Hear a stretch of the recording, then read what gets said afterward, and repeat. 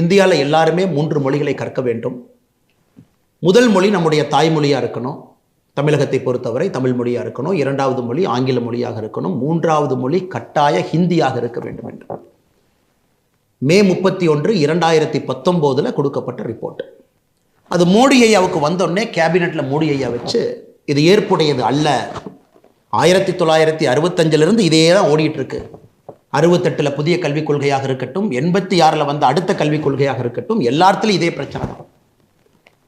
ஆனால் நம்முடைய புதிய கல்விக் கொள்கை என்பது மாறுபட்டு இருக்க வேண்டும் என்பதற்காக பாரத பிரதமர் நரேந்திர மோடி அவர்கள் ஜூன் 3 2019 இந்த கமிட்டி கொடுத்த ரிப்போர்ட்டை மாத்துறார்.